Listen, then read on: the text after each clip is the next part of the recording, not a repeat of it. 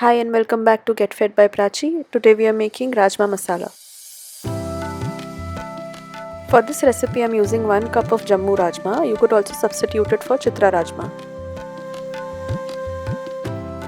Soak the Rajma overnight or at least for a minimum of 6 hours, post which the Rajma will swell and double up in size. Drain off the water and transfer the Rajma to a pressure cooker.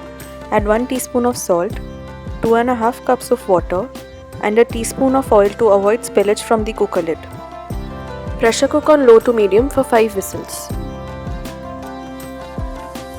Heat up a tablespoon of Desi ghee, add in a bay leaf, inch of cinnamon stick and a black cardamom. Saute paste of 2 medium-sized onions along with 1 tablespoon of ginger garlic paste until the paste turns slightly brown. Next, cook paste of 3 tomatoes with a tablespoon of salt to fasten the cooking process.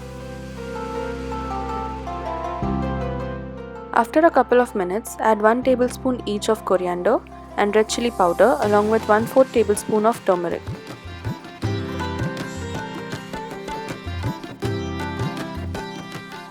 Once the oil releases, add 1 cup of water to adjust the consistency.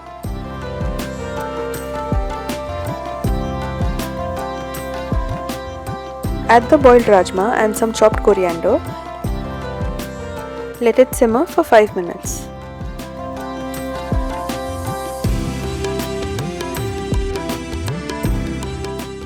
Moving on to the tempering, heat up 1 tablespoon of desi ghee, add in 1 teaspoon of hing followed by 1 tablespoon of kasuri methi and immediately mix with the rajma gravy.